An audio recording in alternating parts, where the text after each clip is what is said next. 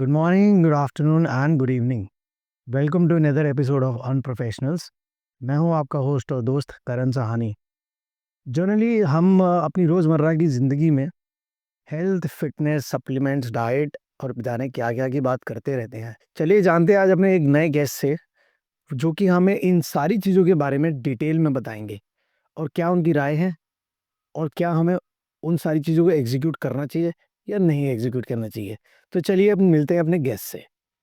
Welcome Shubham, welcome to Unprofessionals and आप देखते हैं क्या है आपके पास हमारे दर्शकों के लिए? First of all, thanks Karan for inviting me to your podcast. Hi, I'm Shubham Kaushal, health coach. So basically यहाँ पर आज मैं कुछ इंडियन सोसाइटी की कुछ मिथ जो बहुत ज़्यादा चल रही है और कुछ बेसिक जो क्लियर नहीं है तो उनको दूर करूँगा। Thank you so much. पहले तो आप अपना कुछ इंट्रोडक्शन दीजिए कि आपने क्या-क्या कर रखा है, क्या है? सो दैट मेरे दर्शकों को पता लगे कि who you are actually. So first of all मैं ये बताना चाहता हूँ, मैं एज सर्टिफाइड ट्रेनर हूँ और मैं एथलीट्स को भी ट्रेन करता हूँ और स्पेशल पॉपुलेशन को भी जो सफ़र कर रहे हैं मेटाबॉलिक डिजीज़ से और जिनका लाइफस्टाइल अलग हो चुका है और डिफॉर्मिटीज़ जिनके राइज हो गया उन्हें रेक्टिफाई करवाता हूँ और ऑनलाइन डाइट मैनेजमेंट भी। Oh great! So you have overall kind of a doctor and पूरी डिटेलिंग में बात करेंगे आज हम आपसे। तो what do you understand by overall health? इसका क्या मतलब है? एक्चुअली हमारी सोसाइटी में ना पहले तो हेल्थ को लेके ना एक अलग ही मिथ है। हमारे यहाँ पे हेल्थ को समझते हैं जस्ट फिटनेस, तो कुछ ऐसा नहीं है। हेल्थ बेसिकली है क्या? हेल्थ में तुम एक तो मेंटली स्ट्रांग होने चाहिए। हाँ। सेकंड, फिटनेस भी मैटर करती है, ऑब्वियस है। थर्ड, सोशल वेलबींग भी होना चाहिए। Like it's not just like कि हाँ मैं इंट्रोवर्ट हूँ, मैं किसी से बात नहीं करूँगा, या फिर हाँ यार आई हैव बिग बाइसेप्स और मैं हेल्दी हूँ। नहीं, हेल्दी का मतलब है आप मेंटली स्टेबल भी होने चाहिए। हाँ, बिल्कुल। हाँ जी। सो मतलब ओवरऑल वेलबींग का यही मतलब है। या सोशल वेलबींग भी, कि हाँ लोगों से मिलना जुलना, उनके साथ किस तरीके का आपका रिएक्शन रहता है, एक्शन रहता है, ये सारी चीज़ें मैटर करती है। ओके। सो एक मिथ मार्केट में ये भी चल रहा है कि गर्ल्स को पावर लिफ्टिंग करनी चाहिए या हैवी लिफ्टिंग करनी चाहिए या नहीं? और करनी भी चाहिए तो क्यों? एक्चुअली मार्केट में हमारी इंडियन सोसाइटी में तो ये कहते हैं कि गर्ल्स को वेट लिफ्ट नहीं करना चाहिए, तो ये तो एक सबसे बड़ा पहला मिथ है। अच्छा, ये जितनी भी चीज़ें मैं बताऊंगा ना, ये खुद बोली हुई नहीं है या गूगल नहीं है, ये बुक्स में से पढ़ी गई और रिसर्च के बाद जो कंक्लूजन्स है उसके बेसिस पे बता रहा हूँ। अच्छा। सो गर्ल्स को वेट लिफ्टिंग करनी चाहिए। चाहिए। एक्चुअली हमारे यहाँ पे मिथ है कि लड़कियां मैस्कुलिन हो जाती है, मसल्स ज़्यादा बड़े आ जाते हैं, लाइक मैन की तरह दिखेगी, तो कभी कुछ ऐसा नहीं होता।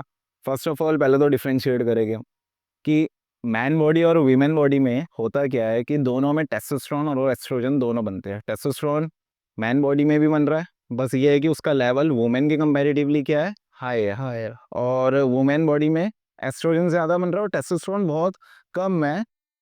यही रीज़न है कि हमारे बियर्ड एंड ऑल मसल ज़्यादा बड़े होते हैं और उनके बड़े नहीं होते। और उन्हें वेट ट्रेनिंग क्यों करनी चाहिए? क्योंकि वुमेन का क्या होता है कि 45 की एज के बाद ना उनको मीनोपॉज़ लग जाता है। मीनोपॉज़ क्या होता है? एक ऐसा क्राइटेरिया होता है कि जिसमें उनकी बॉडी में ना एस्ट्रोजन बनना बंद ही हो जाएगा, और उसके बाद क्या होता है, उनकी जो बॉन डेंसिटी है ना, वो खोखली होने लग जाती है। और ये एक ऐसे, इसे बोलते हैं ऑस्टियोपोरोसिस, और ये एक ऐसी बीमारी है कि जो इरिवर्सिबल है, जो ठीक नहीं हो सकती। इसको थोड़ा सा डिटेल में बताओगे? लाइक बोन्स जितनी है वो खोखली होने लग गई, और जब खोखली होने लग गई, जितनी इंडियन वुमेन है कभी देखना, गिर गए, कूले में लग गई, हड्डी उड़ गई डायरेक्ट डायरेक्ट। और उसकी बोन डेंसिटी आगे बढ़ नहीं पाती, क्योंकि एस्ट्रोजन जो है ना, आपकी जो बोन है ना, उसकी डेंसिटी बढ़ाता है। अच्छा। अगर उसकी प्रोडक्शन ही बंद हो गई तो डेंसिटी बननी नहीं, और धीरे धीरे उसमें कैल्शियम का एब्जॉर्प्शन भी कम हो जाएगा। कैल्शियम का एब्जॉर्प्शन कम होगा और वो खोखली बढ़ने लग जाएगी बोन्स सारी, जिसकी वजह से काफ़ी हाई चांसेस हो जाते हैं उनकी इंजरी के, मैक्सिमम वुमेन के आपने देखे होंगे। तो एक बुल फ्लो होता है जो आपकी एज बुक में भी लिखा हुआ है और हर जगह है, कि बुल फ्लो के अकॉर्डिंग क्या है कि आप जितना वेट लिफ्ट करते हो उतना आपकी डेंसिटी बढ़ती है। रीज़न ये, जितनी आपकी बोन पे कंप्रेशन बढ़ेगा उतनी कैल्शियम एब्जॉर्प्शन बढ़ेगा और डेंसिटी बढ़ेगी। तो वुमेन को तो करना ही चाहिए। और यही बात रही कि वो मैस्कुलिन दिखेगी, ऑब्वियसली कभी नहीं, क्योंकि टेस्टोस्टेरोन लेवल उस लेवल का उनकी बॉडी में है ही नहीं। ओके। ग्रेट आपने इन्फॉर्मेशन बताई और इतनी डिटेलिंग में बताई Kaushal. So it was very interesting and more sort of detailing you have discussed. So I want to know that what is nutrition, why nutrition is important, should we take nutrition, and what intervals we should take in nutrition. Okay, तो nutrition देखो, पहले ही बात तो nutrition को हम ये समझेंगे कि हमारे जो न्यूट्रिएंट्स हैं ना वो तो डिवाइड है मैक्रो और माइक्रो में। मैक्रो क्या है? कार्बोहाइड्रेट्स जो हम इनटेक करते हैं, प्रोटीन्स, फैट्स, ये सारी चीज़ें ज़रूरी है। लाइक लोग कार्ब्स भी कट कर देते हैं, इन सब का रेशो जैसे आपकी डेली डाइट में मिनिमम 40% कार्बोहाइड्रेट्स तो चाहिए ही, ठीक है? और 20% फैट्स चाहिए। इतना तो ये रेशो है। बाकी तो आपके गोल मैटर करते हैं कि आपको क्या इंटेक करना है। हम न्यूट्रिशन में ना खाली कार्बो मैक्रो पे फोकस करते हैं कि कार्बोहाइड्रेट ले लिया, और इंडियन सोसाइटी में आपने ये देखा है कि protein protein protein protein protein, मतलब हद से ज़्यादा प्रोटीन। बट तुम एक चीज़ और भूल गए हो, माइक्रो न्यूट्रिएंट्स। हाँ. माइक्रो न्यूट्रिएंट्स कहने का मतलब हो गया मल्टीविटामिन्स हो गए और मिनरल्स हो गए। हम इसका इंटेक सही नहीं लेते, कुछ लोग तो लेते ही नहीं। एक्चुअली इनका इंटेक क्यों ज़रूरी है? आप जो भी मैक्रो न्यूट्रिएंट इंटेक कर रहे हो, खा रहे हो, उन सबको बॉडी में एब्जॉर्ब भी करना है। हम्म. तो वो एब्जॉर्प्शन, उसका एनाबॉलिज्म जो है वो कौन बढ़ाएगा? वो मल्टीविटामिन्स और मिनरल्स बढ़ाते हैं। तो ये आपको लेना चाहिए। और हाँ, कुछ ऐसा चाहिए नहीं है कि हाँ यार मेरा कुछ वर्कआउट नहीं है, कुछ नहीं है, कोई फिजिकल एक्टिविटी नहीं है, तो हाँ मैं न्यूट्रिएंट्स जो है स्किप कर सकता हूँ। देखो, हेल्दी डाइट रखोगे, हेल्दी रहोगे। हेल्दी डाइट का मतलब ये नहीं होता कि आप जिम कर रहे हो या फिर कोई भी एक्टिविटी कर रहे हो कि तभी हेल्दी डाइट लेनी है, नहीं। आपको ये एक लाइफस्टाइल बना के रखना है, और इसका बहुत ज़्यादा इम्पोर्टेंट रोल पता ही होगा आपको। एग्जाम्पल बता देता हूँ। फॉर एग्जाम्पल, कोई बंदा, बंदे को छोड़ो, मैं अपने घर पे बात करूँ, अभी रिसेंटली मेरी मदर को पैरालिसिस अटैक हुआ था। तो हमारे नॉर्थ इंडिया क्या करते हैं, एक्चुअली वो ना प्योर वेज है मेरी मदर। तो हमारे यहाँ पर क्या करते हैं कि नॉर्थ साइड का जो फूड है ना उसमें कार्बोहाइड्रेट ज़्यादा होते हैं, तो कार्बोहाइड्रेट्स का इंटेक ज़्यादा है। वो प्रॉपर तरीके से वाइटमिन्स और ये मिनरल्स या फिर प्रोटीन इंटेक तो नेग्लिजिबल ही था। अब क्या हुआ, जब उनकी मेडिसिन चल रही है न्यूरो की, तो वहाँ पे बॉडी सपोर्ट चाहिए मसल्स को। हम्म. अब न्यूरो की मेडिसिन चल रही है, वो कभी भी मेडिसिन इनटेक करते होंगे, कभी लेग में पेन हो रहा है, ठीक है, जॉइंट्स में पेन हो रहा है, यहाँ पेन हो रहा है, वहाँ पेन हो रहा है। क्यों? क्योंकि लैक ऑफ न्यूट्रिएंट था। और अगर जो वो न्यूट्रिएंट उन्होंने इनटेक करा था वो प्रॉपर तरीके से नहीं करा था, तो ये मेरे ख्याल से सबसे बढ़िया एग्जांपल है एक न्यूट्रिएंट का ओके. कि क्यों लेना चाहिए। क्या कि इस तरीके के कभी फेस, खुदा ना खास्ता किसी के ऊपर आए, तो वो उनकी बॉडी एटलीस्ट सपोर्ट तो कर सके। तो कौशल भाई, मेरा क्वेश्चन है कि जैसे मुझे नई जिम स्टार्ट करनी है, सो मुझे जिम में क्या क्या एक्सरसाइजेज करनी चाहिए, या मुझे लाइक क्या क्या करना चाहिए पोजीशन में, मतलब अगर मैं जिम स्टार्ट कर रहा हूँ तो। ठीक है, तो जैसे आपको अभी जिमिंग स्टार्ट करनी है, सो बिगनर हो आप। या मैं बिगनर हूँ। हाँ, तो पहले तो एक अच्छी सुपरविजन की ज़रूरत है फर्स्ट ऑफ ऑल। फिर 1 महीने तक आप एटलीस्ट टेक्निक पे काम करो, जो भी आप बॉडी पार्ट कर रहे हो। और बॉडी पार्ट करने से पहले आपके जो वर्कआउट है वो कुछ फेजेस में डिवाइड होते हैं। लाइक फर्स्ट ऑफ ऑल आपको जाके वार्म अप करना है। वार्म अप करने से ब्लड सर्कुलेशन बढ़ता है। रीज़न ये, एक थ्योरी ये बोलती है कि जिस टाइम आप वर्कआउट कर रहे होते हो ना, आपकी बॉडी में 24 लीटर ब्लड होना चाहिए, बट हमारी बॉडी में कितना होता है? बिगनर। 5.6 लीटर एवरेज, है ना? 24 कहाँ से आएगा? हम उसके सर्कुलेशन को 4 टाइम्स कर देते हैं। वो कैसे होगा? वार्म अप से बन गया। तो वार्म अप करना चाहिए। सेकंड, आपको जॉइंट को मोबिलाइज करना चाहिए, अपना जॉइंट की एक्टिविटी मोबिलाइज करना चाहिए। थर्ड, मेन वर्कआउट जो भी आप पार्ट करने लगे हो किसी अच्छे सुपरविजन के अंडर, तो वो स्टार्ट करना चाहिए आपको। और एटलीस्ट एज अ बिगनर आप हो तो 1 महीने तक आपको टेक्निक पे काम करना चाहिए। और ये मत सोचो कि 1 महीने तक आपको रिजल्ट मिलेगा। 1 महीने तक आपके पेन होगा, क्योंकि आपकी बॉडी 1 महीने तक शॉक में रहेगी। हाइड्रोजन आयंस रिलीज हो गए। हाइड्रोजन आयंस है क्या? बेसिकली ये समझिए कि लैक्टिक एसिड बन रहा है, बॉडी अभी उसे अडेप्ट कर रही है, और लैक्टिक एसिड के बाद हाइड्रोजन आयंस रिलीज होते हैं, और बॉडी धीरे धीरे उसे अडेप्ट कर रही है। सेकेंड या थर्ड मंथ में आपके विजिबल रिजल्ट्स आएंगे। और फिर एक क्वेश्चन और आता है कि डबल बॉडी पार्ट करना चाहिए, सिंगल बॉडी पार्ट करना चाहिए। तो स्टार्टिंग में 1 मंथ हो गया, उसके बाद 1 मंथ तक आप सिंगल बॉडी पार्ट टेक्निक पे काम करो, सेकंड मंथ पे डबल बॉडी पार्ट पे आ जाओ, क्योंकि जो सिंगल बॉडी पार्ट है वो प्रोफेशनल प्लेयर्स ज़्यादा करते हैं मसल को सोर करने के लिए, और ज़्यादा ड्यूरेशन नहीं रहना चाहिए वर्कआउट का। लाइक मेन वर्कआउट जैसे मैंने आपको बताया मोबिलाइजर के बाद, तो वो 45 मिनट्स तक रहे, 40 to 45 मिनट्स। और ये सब करने के बाद 3 फेज मैंने आपको बता दिए, warm up, mobiliser, main workout, और लास्ट में फिर बॉडी को कूल डाउन करना। स्ट्रेचिंग भी ज़रूरी है फिर, लाइक पैसिव स्ट्रेचिंग कर सकते हो। पैसिव स्ट्रेचिंग का मतलब होता है कोई भी एक स्ट्रेचिंग लेके होल्ड करना 10 से लेके 30 सेकेंड्स तक। सो ये आप फॉलो कर सकते हैं। I want to ask one more thing that what do we really need trainers? Why we need trainers? What is the difference between trainers and coaches? Okay, so अभी जस्ट खेमन ने question पूछा था कि as a beginner मुझे क्या करना चाहिए। तो ऑब्वियसली ही डजंट नो कि जाऊँ तो क्या करूँ, कैसे करना है, क्या वर्कआउट करूँ।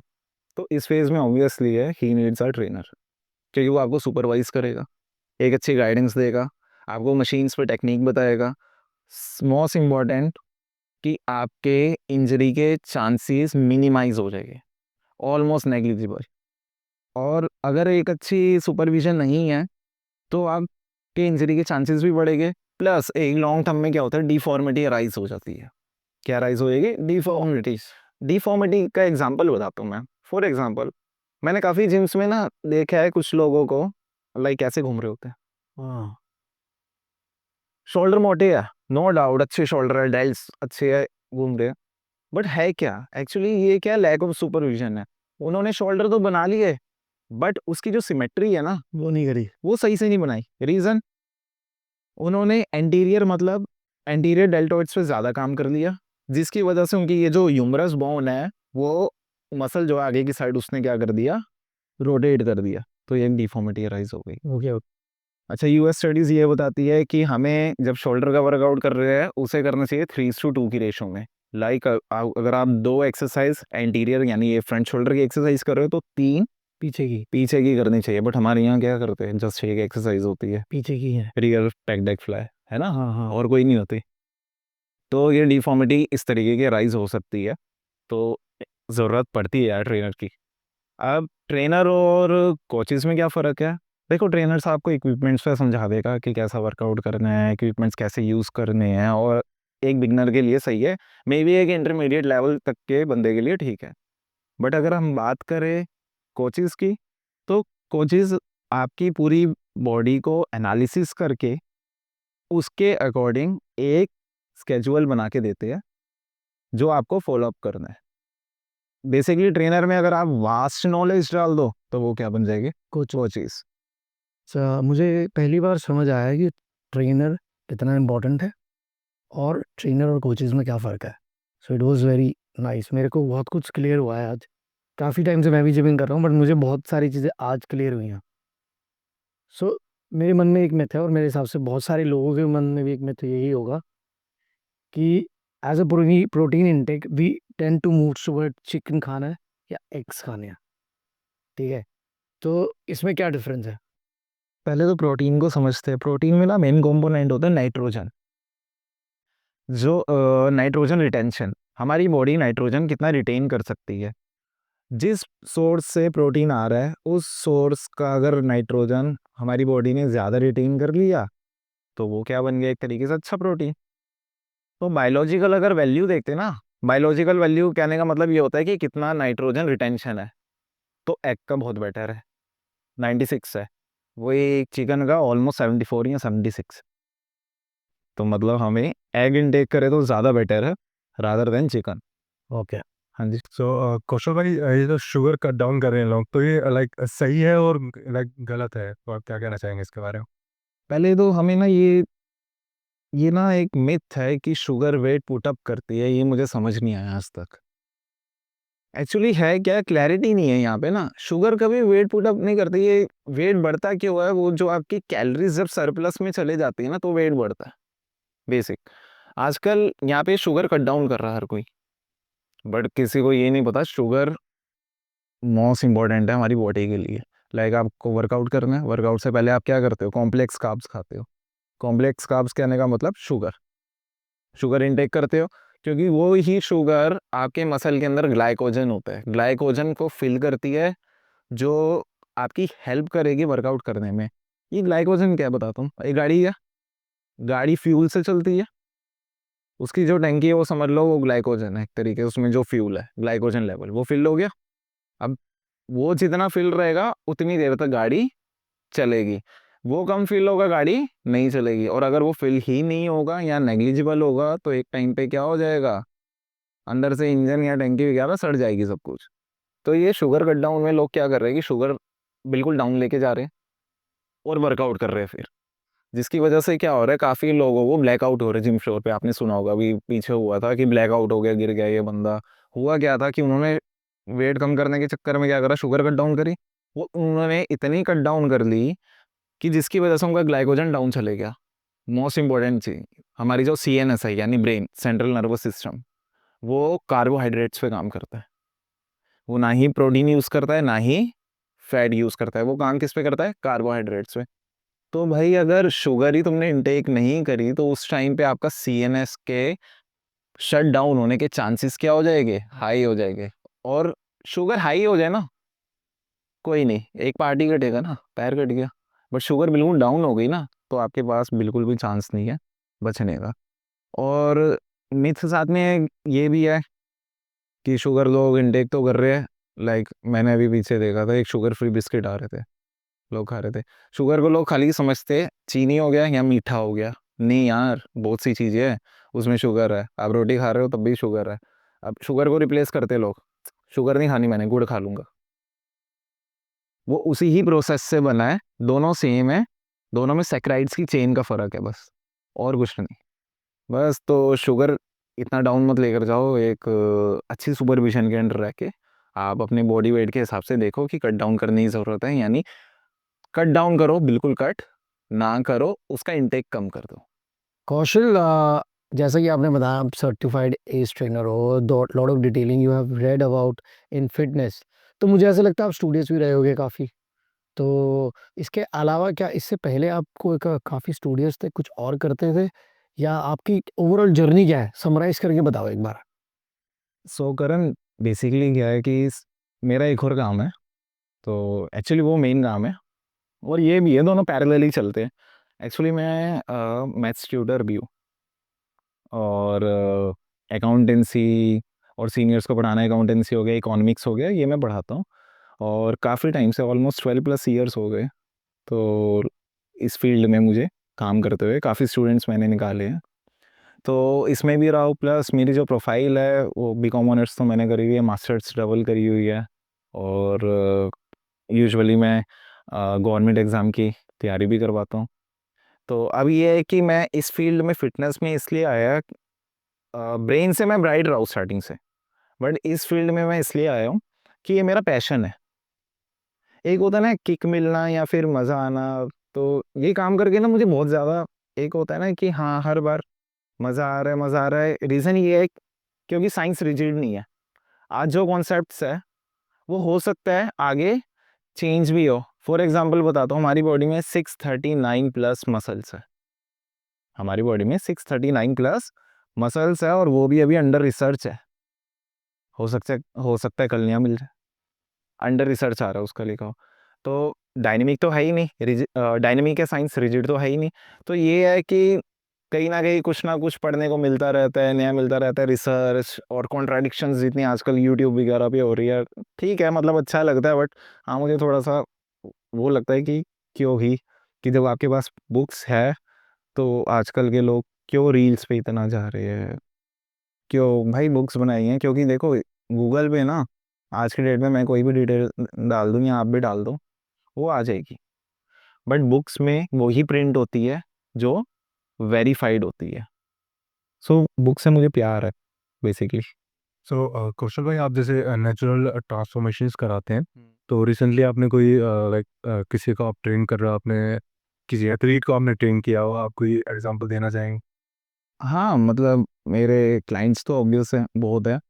जिनकी मैंने डिफॉर्मिटीज़ भी ठीक करवाई है, लाइक जिनको नॉक नीज थी, जिनकी कंजाइटल प्रॉब्लम नहीं है, मतलब बाय बर्थ प्रॉब्लम नहीं है, बस लाइफस्टाइल के वजह से हुआ था, तो उनको तो ठीक करवाया। बट हाँ, एक एग्जांपल बताता हूँ, मेरी एक और स्टूडेंट है तरनजीत कौर, तो सेकंड फास्टेस्ट हूँ मैं ना वो, तो उनका लिगामेंट टीयर हो गया था। तो लिगामेंट टीयर की वजह से डॉक्टर ने कह दिया था कि 9 मंथ्स या 10 मंथ्स तो आप वॉकर पे ही रहोगे, 6 मंथ एटलीस्ट वॉकर पे रहोगे। तो एक्चुअली उसमें भी पोटेंशियल काफ़ी है, गर्ल में एक एथलीट है, तो उनका रिहैब करवाया, और रिहैब और स्ट्रेंथ ट्रेनिंग इस तरीके से करवाई कि लाइक मुझे इतना पता है कि 3rd मंथ था, और वो 3rd मंथ में she was doing 100 kg squats, मतलब 100 kg लिफ्ट कर रही है वो लड़की, जिसको 6 या 9 महीने तक वॉकर से हटने का बता दिया था कि नहीं हटेगी। तो हाँ, वो एक अच्छा ट्रांसफॉर्मेशन था। और भी है, लाइक उसकी लेग को आप देखोगे तो काफ़ी मतलब डिफरेंस आ रहा था, एक लेग इतनी पतली हो रही है, कितनी हो रही है, रीज़न कि लिगामेंट टीयर था उसका, ग्रेड 3 टीयर था, तो उसका ऑपरेशन वगैरह हुआ था, तो उसको भी गेन करवाना एक पर्टिकुलर पार्ट को, तो वो एक काफ़ी जिसे बोलते हैं कि बड़ा टास्क था, तो वो मैंने काफ़ी जल्दी करवाया। तो ये मेरा सबसे बेस्ट रहा है अभी तक तो। कौशल, इतनी सारी डिटेलिंग के बाद मेरे दिमाग में एक और टॉपिक आया है, जो कि जनरली एक काफ़ी ज़्यादा हाइप टॉपिक है, वो है सप्लीमेंट्स। या do we really take supplements? Why should we take supplements? What are the factors on which we should take supplements? Supplement, supplement का मतलब क्या होता है? Additional basically. तो जब मेरा वर्कआउट इंटेंसिटी इतनी बढ़ गई है, मुझे लग रहा है कि मेरा जितना भी इंटेक है, प्रोटीन इंटेक जितना मुझे उसके हिसाब से लेना है, वो पूरा नहीं हो पा रहा, और पता है मेरा स्टमक इतना बड़ा है नहीं कि इतनी चीज़ें होल्ड कर ले, तो वहाँ पे हम सप्लीमेंट्स को ऐड करते हैं। सप्लीमेंट्स मीन एडिशनल, कि हाँ, छोटी सी यूनिट में ज़्यादा प्रोटीन, ज़्यादा क्रीटेन, जो भी चीज़ चाहिए आपको वो इनटेक हो जाए, तो सप्लीमेंट इसलिए लिया जाता है। और सप्लीमेंट लेने चाहिए, डिपेंड करता है आपके टारगेट पे। अगर आपको लग रहा है आप नेचुरली अपने घर के खाने से अपनी रिक्वायरमेंट पूरी कर पा रहे हो, तो जाने की ज़रूरत नहीं है सप्लीमेंट के लिए। बट एक फेज़, जैसे बड़े बड़े एथलीट्स की बात कर लेते हैं, बॉडी बिल्डर्स की बात कर लेते हैं, तो उनको तो प्रोटीन इंटेक उनका हाई होना चाहिए। बट हमारा स्टमक मेरे ख्याल से 350 ग्राम का होता है, कितना ही लोड कर लेंगे वो उसमें, तो तब वहाँ पे किसकी ज़रूरत पड़ेगी? सप्लीमेंट। इनिशियली किसी बिगनर को ज़रूरत नहीं है सप्लीमेंट की, आप नेचुरली अपने घर के खाने से पूरा कर सकते हो, अपने मल्टीविटामिन्स भी पूरे कर सकते हो। लाइक मल्टीविटामिन्स टैबलेट लेने की भी ज़रूरत नहीं है, आप कोई भी 3 कलर के फ्रूट उठा लो, लाइक रेड, ऑरेंज और येलो, ये डेली उठा के खा लो। आपके मल्टीविटामिन्स जितने आपको आरडीए वैल्यू चाहिए, रिकमेंडेड डेली अलाउंस, आपकी बॉडी में जितना चाहिए वो वहाँ पे कवर अप हो जाता है। कैल्शियम कवर करने के लिए रोज़ रात को सोते वक्त 250 ml के आप पी लो, दूध पी लो, गर्म दूध, उसके अंदर आपका जितना भी कैल्शियम इंटेक है वो सारा कवर अप हो जाएगा। सो कौशल, ये था आपका summarize overall view, clarification of our questions, myths in the society, lot of questions, a lot of queries। काफ़ी सारे लोगों को इस पॉडकास्ट से और या इस एपिसोड से कुछ सीखने को भी मिलेगा। So as a fitness coach, as a certified trainer, what message you would like to give to the beginners, to the people who are already doing gymming, who are intermediate, beginners, intermediate, and pro? Any message for the coaches, and any message for the girl lifters, or any message for the athletes you want to give? Exactly Karan. So एक free advice या फिर एक message समझ लीजिए, ये होना चाहिए कि एज अ बिगनर, अगर आप फर्स्ट टाइम जिम जा रहे हो, जस्ट आप रील्स देख के जा रहे हो कि हाँ यार उस बंदे के 6 पैक्स एब्स है, मेरे भी झटके से आ जाएंगे, और उसके चक्कर में आप गलत सुपरविजन में जाके एनाबॉलिक्स ले रहे हो झटके से, लाइक आपकी एज भी नहीं है, तो वो बिल्कुल गलत है, क्योंकि रील्स आर नॉट रियल, जो मेरा कहना है, रील्स आर नॉट रियल। ठीक है। और हाँ, ये मैं एक चीज़ और क्लियर कर दूं कि हर किसी के 6 पैक्स एब्स नहीं होते। रीज़न ये है, हमारा जो फेशिया होता है, अंदर एक शीट होती है, तो आप वो जो शीट है उस पर एक स्ट्रक्चर होता है, लाइक 4 6 2 तो जब आप ट्रेन करते हो अपने कोर को, तो वही स्ट्रक्चर उभर के बाहर दिखता है आपको। तो अगर आपके 2 है तो वो 2 ही दिखेंगे। उसको दिखाने के लिए आप एनाबॉलिक्स मत लीजिए और एक अच्छी सुपरविजन में रहिए। और गर्ल्स के लिए भी ये है कि हाँ, आप जाओ वेट लिफ्टिंग करो, सब कुछ है, ताकि ऑस्टियोपोरोसिस तो लगना ही है, ताकि उससे आपकी रेमेडी हो सके। और एक अच्छी सुपरविजन में रहिए। और कोचेस के लिए स्पेशली ये है कि हाँ, जो प्रोफेशनल कोच है, मेरा मानना ये है कि हाँ, उन्हें किसी मैसेज की ज़रूरत नहीं है। उनके कोड ऑफ कंडक्ट, एथिक्स है अपनी जगह, वो जानते हैं। बट हाँ, जितना हो सके अवॉइड करिए एनाबॉलिक्स। आप नेचुरली कर सकते हैं, टाइम लगता है, पेशेंस रखिए, अच्छी सुपरविजन में रखिए। 1 साल, 2 साल, 3 साल, 4 साल, कोई नहीं, बन जाएगी भाई। एक टाइम पे मसल मैच्योर होगा, बनेगी। बट हाँ, मे बी उस लेवल की ना बने जितना एनाबॉलिक प्लेयर्स की बनती है, जैसे प्रो प्लेयर है, क्योंकि वो काफ़ी इन्हेंस्ड होते हैं। तो अगर आपको लगता है आपका प्रोफेशनली आपको बॉडी बिल्डिंग में जाना है, फिर तो आप एनाबॉलिक्स ले सकते हो, कोई नहीं। बट अगर आपको नहीं जाना, तब तक ये चीज़ें ना कीजिए। Thank you. कौशल, आपको बहुत सारे मैसेजेस आपने दिए, बहुत अच्छे चीज़ें बताई आपने। एक क्वेश्चन लास्ट, आपको कैसा लगा अनप्रोफेशनल्स पे आके? अनप्रोफेशनल तुमने नाम तो रखा है, बट हाँ, तुम्हारे यहाँ पे ना ये डायनामिक भी है काफ़ी। मतलब खाली ऐसा नहीं है कि हेल्थ के बारे में बात हो रही है। आपने मेरे ख्याल से आप सिंगर्स के लिए भी कुछ एडवाइस वगैरह, और एक्ट्स के लिए धीरे धीरे माइंड को रिलैक्स करने के लिए काफ़ी चीज़ें आप बनाते रहते हैं वीडियो। तो मतलब एक काफ़ी डायनेमिक है ये प्लेटफॉर्म ना, कि आप किसी भी चीज़ के बारे में सर्च कर दो। लाइक ये अनप्रोफेशनल नहीं है, ये पैरेलल है गूगल के, जो मेरा मानना है। एक काइंड ऑफ जिसे मतलब आपने खुल के इतनी चीज़ें पूछी। और अनप्रोफेशनल, मुझे तो ये नहीं पता आपने नाम क्यों रखा है अनप्रोफेशनल, जबकि यहाँ पे प्रोफेशनल बातें हो रही है बहुत ज़्यादा। तो बहुत ही ज़्यादा प्रोफेशनल। और लिटरली उन्होंने जो क्वेश्चन भी पूछे हैं ना, कुछ ऐसे ही पूछे हैं जो सोसाइटी में आजकल बहुत ज़्यादा मतलब गलत तरीके से लिए जा रहे हैं।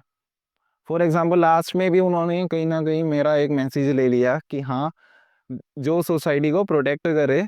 और अच्छा, ऑब्वियस है, बहुत ज़्यादा लगा कि ये एक अच्छा प्लेटफॉर्म बना रहे हो आप, और बहुत ज़्यादा नेक्स्ट लेवल है ये। और क्वेश्चंस जो आप पूछ रहे हो, जो आपकी टीम है, लिटरली सुपर्ब। ऐसा मैंने आज तक नहीं देखा। मैं स्पोर्ट्स अपना में भी काम करता हूँ, वहाँ पे भी हेड कोच हूँ। बट हाँ, आपका कुछ अनप्रोफेशनल है भाई, प्रोफेशनल है सारे। Thank you so much, thank you guys. And ये थे हमारे दोस्त कौशल एंड शुभम कौशल। एंड मैं आगे भी आता आऊँगा कुछ नए नए लोगों के साथ, कुछ प्रोफेशनल लोगों के साथ, कुछ प्रोफेशनल बातें करेंगे और बहुत सी डिटेल चीज़ों पे बात करेंगे। और ये चैनल सिर्फ और सिर्फ मर्दों के लिए नहीं है, सारी चीज़ों के लिए है। बहुत सारी वर्सेटैलिटी चीज़ें आपको देखने के लिए मिलेंगी। मे बी और भी कुछ नया आ सकता है। So keep watching our channel. Thank you for watching Unprofessional. मैं हूँ आपका होस्ट और दोस्त Karan Sahani. See you, love you, bye, take care.